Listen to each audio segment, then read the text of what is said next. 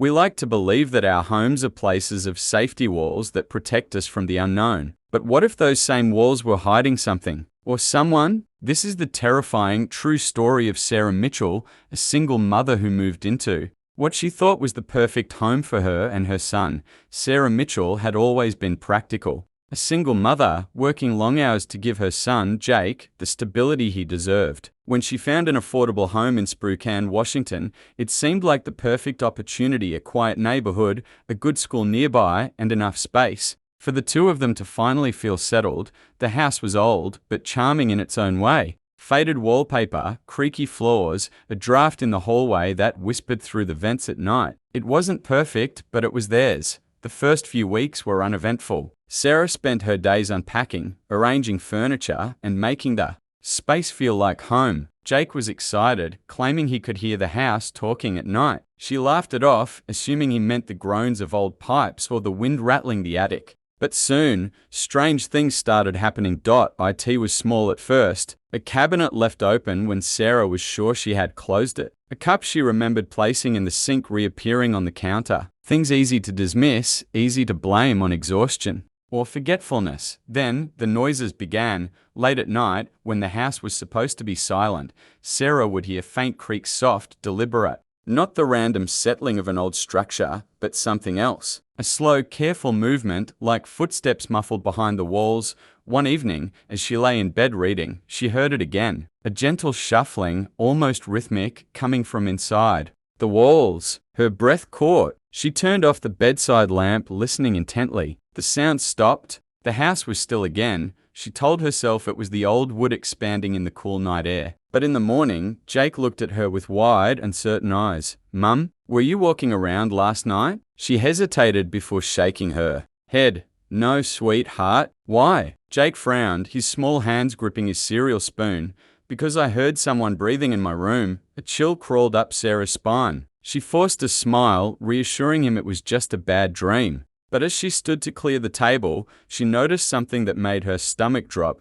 The closet door in Jake's room, one she had closed the night before, was slightly ajar. Sarah Mitchell wanted to believe there was a logical explanation for everything. The open closet door, the misplaced items, the strange noises at night. Stress, fatigue, maybe even her mind playing tricks on her. But then, things escalated. One evening, she came home from work to find the front door unlocked. She hesitated before stepping inside, her heart pounding in her chest. The house was quiet, too quiet. She checked every room, but nothing seemed out of place, until she reached the kitchen. The refrigerator door was slightly ajar. A carton of milk sat on the counter, beads of condensation glistening under the dim kitchen light. She was certain she hadn't left it there. She called Jake, who was still at a friend's house. He hadn't been home. No one had. A sick feeling settled in her stomach. Someone had been in her house. Determined to shake the paranoia, she changed the locks the next day. But that night, the whispering returned. At first, it was barely perceptible, a hushed, almost rhythmic murmur. She held her breath, straining to listen. The sound seemed to be coming from inside the walls, traveling through the vents, as though someone was speaking just beneath the surface of her home. She told herself it was the wind, the pipes, the old house breathing, but Jake wasn't convinced. "Mum," he whispered one night, standing in the doorway of her bedroom, "there's a man in my closet." Sarah's pulse pounded in her ears. She rushed to his room, throwing open the closet door. Nothing. Just his clothes, his shoes, and the faint scent of dust. She pulled him into a hug, rubbing his back to calm him. "It's just a bad dream, baby," she whispered. "There's no one here." But even as she said the words, she felt the weight of unseen eyes watching them. The next morning, Sarah woke up to something chilling. Jake's bed, his neatly made bed from the night before, was messed up, as if someone had been lying in it. But Jake had slept in her room all night. She stood frozen, staring at the imprint on the sheets. Then she noticed something else. The closet door was open again, and this time the air inside smelled different, like sweat, like breath, like someone had been there. Sarah Mitchell could no longer ignore it. Something was deeply wrong in her house. The noises, the open doors, the rearranged items. None of it could be explained away anymore. She started keeping a knife by her bedside, double-checking the locks, sleeping with the hallway light on. But no matter what she did, the feeling remained. He was there even after Daniel Laxton was arrested. The trauma of what Sarah and Jake had endured didn't disappear. It clung to them, an invisible weight pressing down on every quiet moment.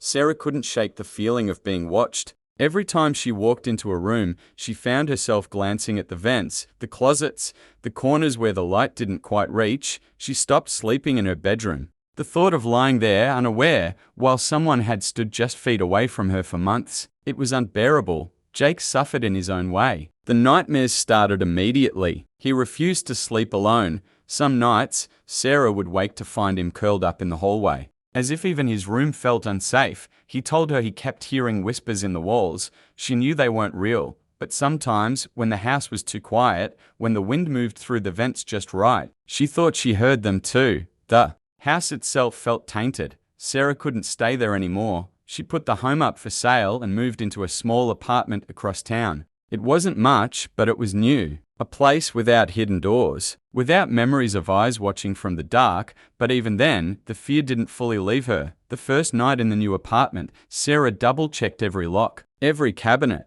every closet. Then, when she was absolutely sure that she and Jake were alone, she let herself collapse onto the couch. She exhaled, the weight of months of fear pressing down on her, and then a noise, a soft creak from the ceiling. Her breath caught in her throat. She told herself it was just the building settling, just her mind playing tricks on her, but for the rest of the night, she couldn't stop staring at the walls, because now she understood something she had never thought about before. Sometimes the monsters weren't just in our heads. Sometimes they were already inside the house. Daniel Laxton was charged with multiple counts of burglary, stalking, and unlawful entry. His past was riddled with instability, a drifter with no permanent home, a history of trespassing, and a disturbing pattern of fixating on single women and children.